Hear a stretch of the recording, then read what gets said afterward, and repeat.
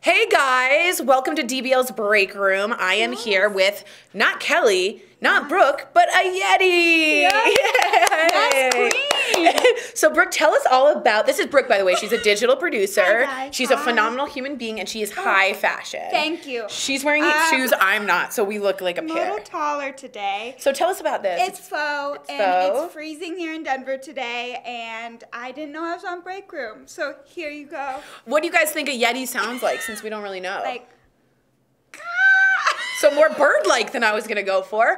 I was gonna go for more of a, yes, like a Chewbacca-esque, if you will. More like it. But I'm not calling you Chewbacca at all. Yes, I'm just but it's saying. faux. I want to point that out. Again, faux. Faux jacket. Faux jacket. From my mother. From her My mare. mother. How beautiful is that? What's your mom's name? Chris. I met Chris. She's wonderful. Yes, Thank you, she Jace. loves Tori. Hi, Tori, Brooke. Nice to see Brooke in the break room. People are already writing in. Good morning, Yay. everyone. It's a beautiful Tuesday. We've got some exciting news for you today. We've got a really interesting packet. I want to show you. This is the packet we all get, so you guys get a little behind the scenes.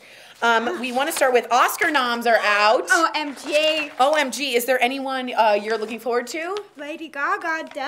Now, Oh if my you don't know, goodness. Brooke and I met up at a Gaga concert. We're both did. Gaga fans. We are huge monsters. huge little monsters. So very, very exciting about that. And Gaga's up for Best Actress. I think she'll probably get it. I think, hope. or Glenn Close. She did really Man, well, she's too. doing very well. And also, I don't think Bradley Cooper's getting it. I He's know. up, but it's going to be Rami Malek for me. I think so too. You know what's sad about that though? That movie was so, A Star Is Born was so well done, and that was his first directing debut. And poor guy, I don't think he's gonna win anything. No, he's not. I will tell you this. Everyone thought it would be The Thing, and it's going to be things you probably haven't heard of, like Roma, which is Alfonso Cuarón. And Green Book is going to do very, very well. Bohemian Rhapsody, I believe. And The Favorite is up for everything. Wow. And if you guys haven't seen it, it's a very pompous, hilarious take on a period piece. Yes. So, Toni Collette did not get nominated, but Rachel Weisz did. Melissa McCarthy is up for love Best her. Supporting Actress in a Movie. Is that a dog? I think there's a dog out there. We love dogs. You guys see that? That was a moment of squirrel in real time. Squirrel! Melissa McCarthy, which is very exciting to me, in lead actress. Can You Ever Forgive Me? Yeah, wow. I don't know what that is either, but I love that she's nominated. So we're excited for her. I'm sorry, I'm being distracted. There is a dog sound, and for me, my heart is like, ka-dunk, ka-dunk, ka-dunk. There's a service dog in DBL that walks around named Lola, and what does she do with her leash? She carries her leash in her mouth. Why does she do that? Why does she? I can hold it. I know. Why does she do that? I love Lola. And when she sees me, she goes, and then just runs. Just like that. Just, so fantastic. So I keep thinking people are saying hi Tori and Brooks because that's my husband, but they're saying to Brooke. I do. Makes much more sense. I love Brooks as well. Yeah, he's a good guy. So Amy Adams is up for Vice. We got Spike Lee for Black Klansman. John David Washington is not up for Black Klansman. He is, of course, Denzel Washington's son. And not up because, weirdly, Denzel is in the Academy. So you'd think... Isn't that weird? But Adam Driver is for Best Supporting. So interesting little take on that. I think RBG will win Best Documentary. I think she'll be at the Oscars. You think? What will she wear? A dissenting gown. And a great in sparkles necklace. And a great necklace. And I think she'll be the biggest star there. I think so too. And I think they'll do a big tribute, I hope, to Spike Lee. Because he is Spider-Man up there. He is Black Panther up there. The Avengers. Is that Spike Lee? I don't know. No, that's Marvel. Yeah. Okay, cool. So we're moving on. I said Stanley. We said I did Spike, not. No, I didn't. Very different, but we also love. I wonder if Stanley and Spike Lee ever met, and how I'm cool a movie sure. that would have been. Yeah, that would have been a cool movie. That would have been great. New sidekick today. Who's she and where's Kels? This is Stephen Hill. If you don't know, Stephen likes to comment on our hair and makeup during the day usually. Okay. So Stephen, this is Brooke. She is a digital producer, and she is stepping, and Kelly is under the weather. No, feel better, Kelly, if you're watching. If you're watching, and she is Yetiful, and we love her. So let me know if you guys have any big Oscar people that you think were snubbed or you think will win. I think it's going to be Rami Malek, but I don't know Best Picture. I saw Vice, by the way. Did you not like it? Because that got a lot of buzz. Yeah, I know. Yeah. Adam McKay, who's Will Ferrell's writing partner, directed it and wrote it. He's up for both. Okay. I love it. Was robbed. What's that? Tony Collette. Alex is very upset about Tony Collette in what movie? Hereditary. Okay, Hereditary. So Yeah. everyone, if you've seen it, let us know. If you're the one or two people that have heard of that movie, please let us know. Ellis Walker says Bradley Cooper did not get a nom for Best Director. see? That's the biggest snub, I think. Man, And John David Washington. I thought he was so good. But they're both very cute. Yes, they are, and that's what's important. That's right. That's very true. All right, guys, we also want to let you know that Chris Brown has been arrested in Paris for rape. This is not good. I'll give you just a little background, and then, Brooke, let me know what you think about all this. He was with his bodyguard and a friend. They were out at a club in Paris. They went back to the hotel, I believe. Something happened there. The bodyguard, the friend, and Chris Brown have been arrested for rape and also a narcotics offense. So I did a little research. He's in Paris. He can be held for up to 48 hours, but his passport can be taken, and he might be up to a year in Paris. Wow. And they will probably not extradite him because it happened in Paris. So we'll find out what happens, but not good for Mr. Brown. No, and you know what? Sadly, I think it's about time he got kind of Yeah, I think a lot of people feel the this way. karma that's coming to him. He needs to be in trouble for the things he has done throughout his life, and I just feel so horribly for this woman involved. And you know, I'm sure at the club, I'm sure alcohol was involved. Yeah. But And he said he has a problem with that, and he's Yeah. he's apologized about Rihanna. He's opened up, but clearly an issue here. The scary thing for me is picturing 3 guys, 1 girl, Oh, because it's bodyguard. So I'm picturing big guys, right? God, I don't wanna So do that. in France, just so you know, they do need to have evidence. You can't just arrest someone. I know in Amanda Knox territory, when we talked about Italy, a little bit different with jurisdiction and law. They do need a prosecutor to say, okay, there's enough evidence here. We're going to press charges. So he's been held and detained in garde à vue. Wow. And when I looked that up, it just meant jail. I thought it meant something like Latin or French or whatever, like something love interesting. it. They were like, it's jail. So he's in jail, and Okay. he we'll be, I'm sure, hearing from him. But big story today. They don't mess around in Paris. No, they don't. Chris. No, they don't, Chris. And also, to be honest, I don't know this, if the Rihanna picture that we all remember so well can No. be used in the court case. I'm sure. I don't know because it was in the United States versus international. So I'm going to find that out. James Jackson says, good morning, Brooke Way, but with capital letters. Brooke Way. Ray. Who's That's this James? perfect. I don't know. Hi, James Jackson. Well, he's never spoken to me though.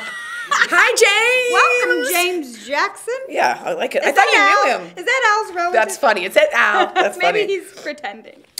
So also we will talk about the Covington High School. If you guys remember the big controversy over the Lincoln Memorial, and of course Nathan Phillips, the Native American elder, Trump weighed in and said this is how evil it could be.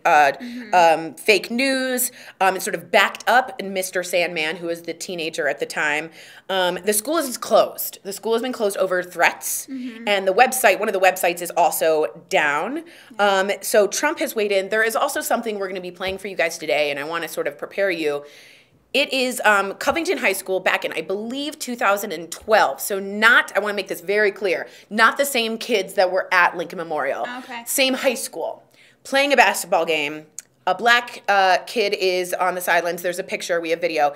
The school decided to do a blackout, which at Michigan, I've done a blue out, which is you all wear blue. Got it. At this particular school, they all did wear black, but they painted their face black. And some of them painted their lips white and their eyes white. And the picture and the video is of them screaming in full blackface, all black, several students at the black players. And it's now coming back to light. We're going to show it to you and make sure you know again, 2012, different year. We're not conflating the two. We want to make that clear. Something's gone on with the culture of this school. We have a real issue here. Whether or not you think that's part of the blackout or not, at Michigan, and that was 150,000 kids, we had a blue out. No one touched their face. It wasn't, that was what you wore. Now, some kids do paint their face, but blackface, we know, has a context. So would love to know about your thoughts. Yeah, I would love to know thoughts about that. It's not comfortable to look at, and when you see them, it reminds you of the 60s, of people screaming and the basketball player just sitting there holding it, staying very, very still. So right after MLK Day, it's just... It's a lot. It's a lot of an image. Do you know what I mean? That's a lot of an image. Yeah. We should point out, I just saw this, Christine Owens made a good point. Yes. So Chris Brown he's been detained, not arrested yet. However, and I'm trying to find this out, in court, in French law, detained can also be arrested. So we're getting mixed views on what he means, but you're absolutely right. Why are you accusing him already? You're absolutely right. He has a past, but all I'd let you know is he's been accused of alleged rape and a narcotics offense. True. And there's enough evidence enough to detain him. So that's what we're giving you the news on that. Arrested for what, says James Jackson again, rape and narcotics. And again, it's not just Chris Brown, it's his bodyguard and his friend, all three. You can be held again in a prison and jail in France for 48 hours before you need to see then a judge at some point. But we'll be, I'm sure, getting a statement, do you think? I'm sure soon, hopefully anyway. I'm sure, there's lawyers involved trying to get the word out on what's happening. So interesting. Kimberly Matt Tusak says, with his past issues with abuse, this doesn't surprise me about Chris Brown. Again, we are, Christine Owens let us know, be very careful. Again, alleged. But it is hard when it's someone like Chris Brown. You do sort of, which isn't fair for due process, but... quick to judge. Yeah, but if there's a past there...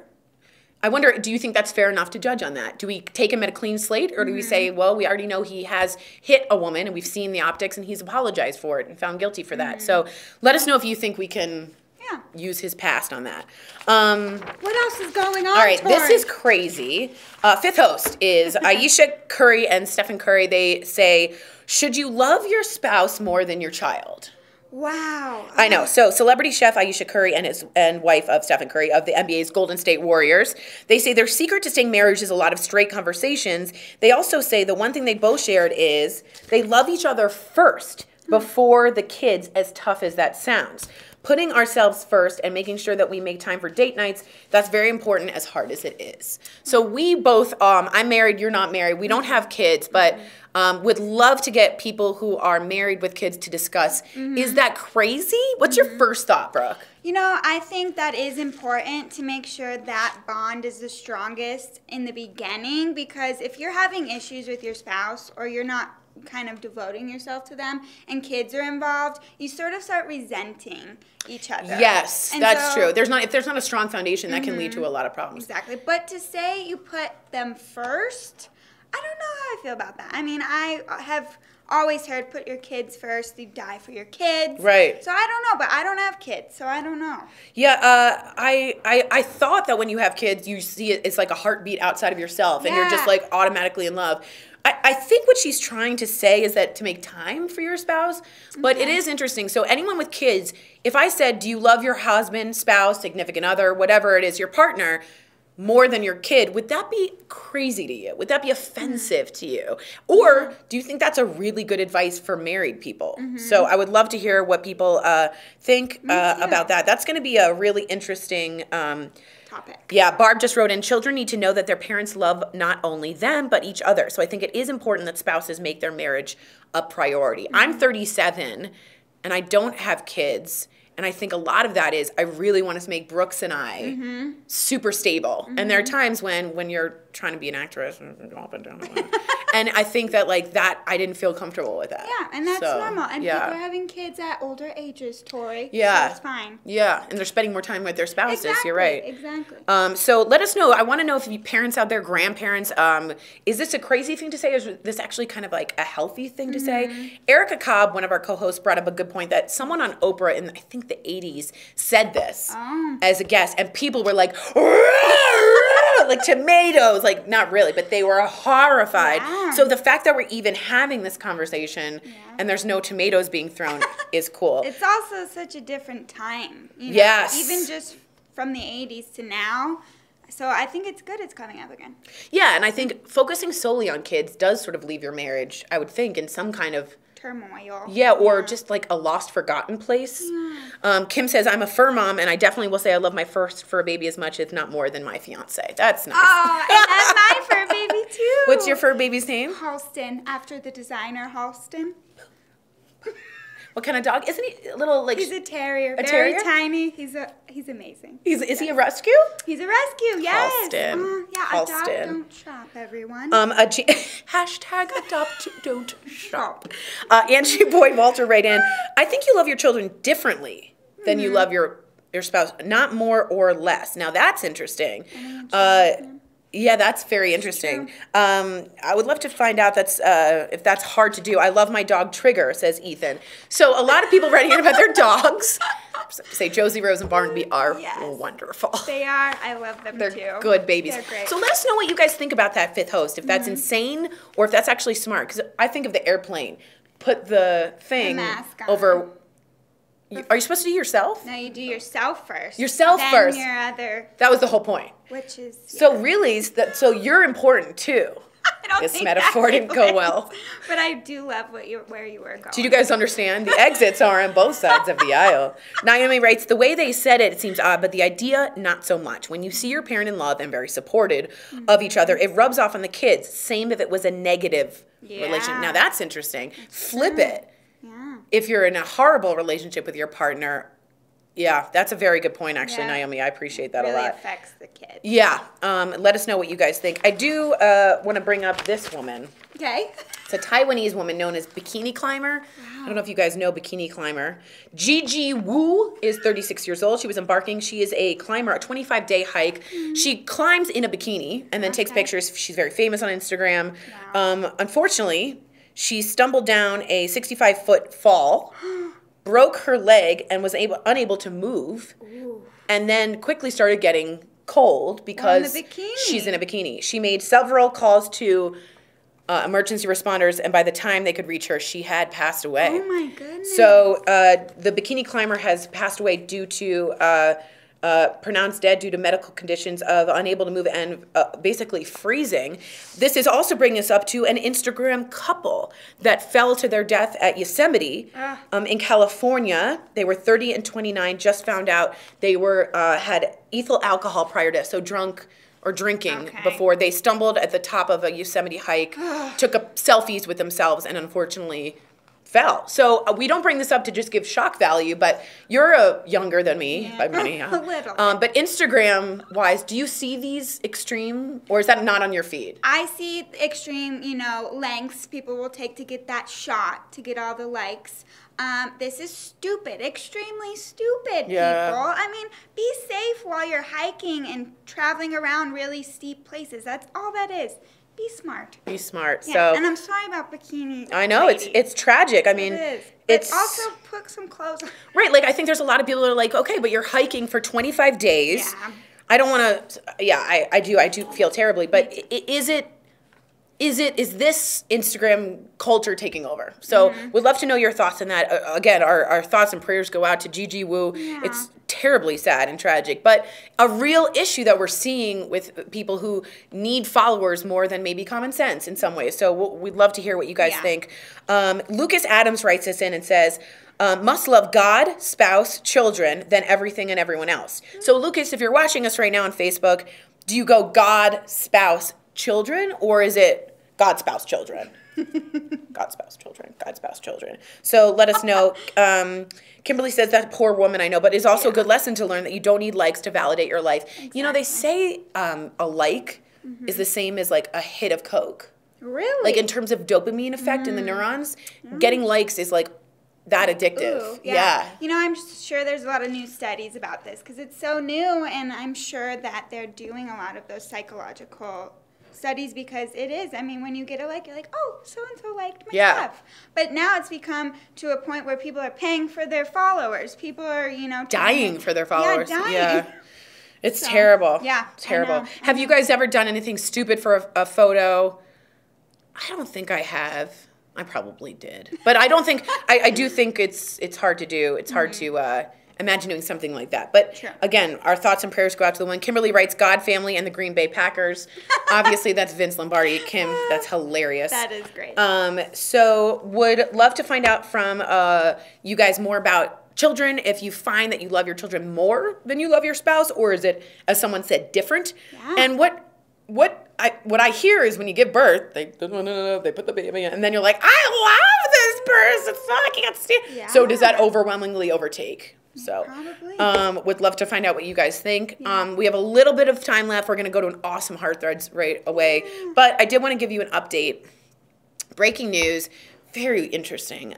Trump had put a ban in for transgender people in the military, and a court had overturned that, saying it was unconstitutional. Well, it went up and was appealed to the Supreme Court. So this is what happens. You go to the Supreme Court, you pretend you're the Supreme Court. So go like that. Okay. See how wide she is? See my jacket? It's faux. It's a faux fur Supreme Court. Yes. So when a lower court is appealed, it goes all the way up, and the Supreme Court can decide whether or not to hear the case, right? They're the authority. Yeah. And we just found out that the Supreme Court refused to hear the case. And what happens when that happens, the lower court stands saying it is allowed. So for right now, if you're transgender, you are banned from the military, which is crazy. There's about, I think, 9,000 current members that are transgender in the military. I'm trying to find out if you'd be grandfathered clause in. I don't think you would be. I think they would need you to leave. And a lot of people saying this reminds them of Don't Ask, Don't Tell, but way worse. If you're willing to sacrifice your life for this country, I don't give a damn what you do. And neither, in my opinion, should anyone who deferred service, including our president. So would love to know what you think about this. If you're in the military, the reasoning behind this is a distraction, safety, money for people to transition. But again, finding good soldiers and the safety of our country is also very important. So if you guys are in the military, would love to know if you think this would be a good thing, a bad thing. Very surprising on my end that the Supreme Court refused to hear this. This is right up there Supreme Court alley. It's a highly charged constitutional crisis of the day. Did not choose to hear it. Yeah, I'm disappointed in that too. I don't know why. I really don't. Yeah. And I think Gorsuch, who is said something like, we want the states to decide. They want this on a vote, so maybe they want to vote for it.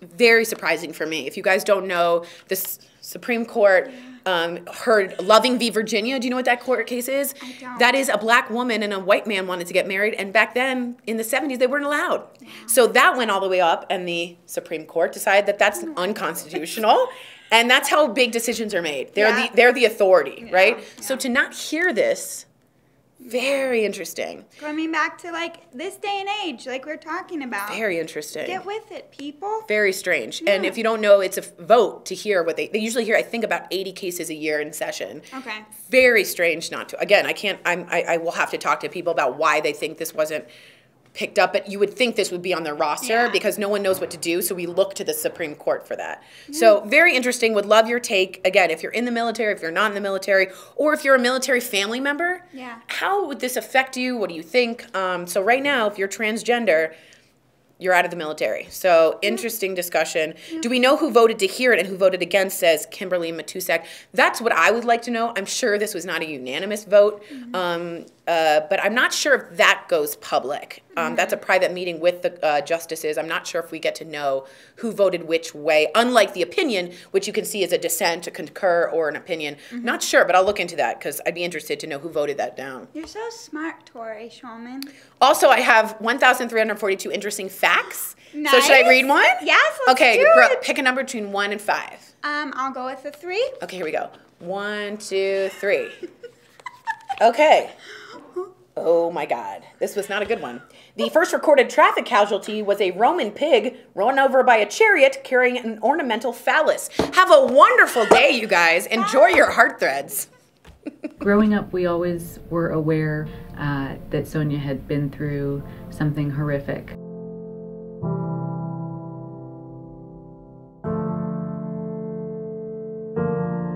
In Birkenau, Auschwitz, when one day when we are counted, took our numbers, and they start calling off those numbers, were they supposed to go to the gas chamber. When we started, we realized that within our lifetime, all of the Holocaust survivors will be gone. And how do those stories get told? How do they get passed to the next generation? We don't want the history to be lost, and we also, you know, just want her story to live on, obviously, so that nothing like the Holocaust ever happens again. And especially, please don't forget, there's still denials. Until I heard finally denials, then it came like a thunder to my brain. Sonia, this is your duty. A duty for the ones who didn't make it, to give the message and tell them what can happen if you are just ignoring.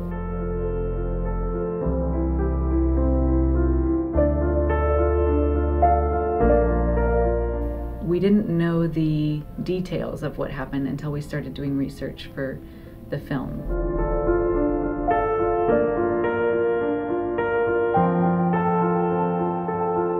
When they found us, they came with German shepherds, and those dogs sniffed us out.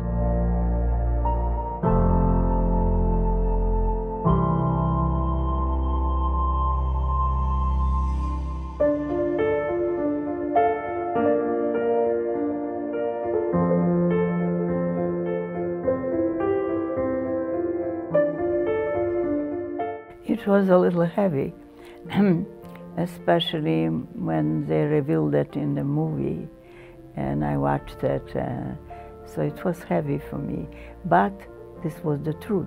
We've learned a lot about each other, we've learned a lot about our family, and it's really been a blessing. When she approached this movie, I was thinking that's probably going to be just for the family, you know, to leave a lasting sort of legacy. Yes, but when I noticed they're coming back and forth more often, so you couldn't get rid of us. So I was thinking something is a little different. We started when Sonia was 85, and she, you know, took us 7 years to finish it. She's 92 now. The backbone is Sonia's story, but the film is about so much more than just Sonia and Sonia's story. And we think there's never been a more important time for this message of love over hate. We're just honored that the film is having the impact that it's having in the world. We couldn't have asked for anything more.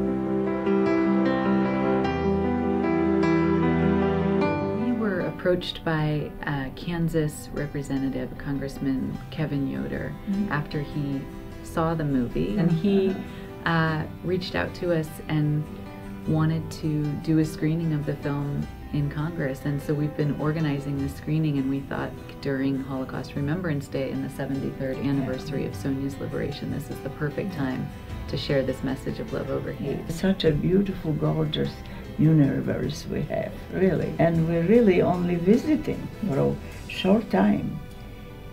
People should think about it every day. You live with it all your life, and you can never forget.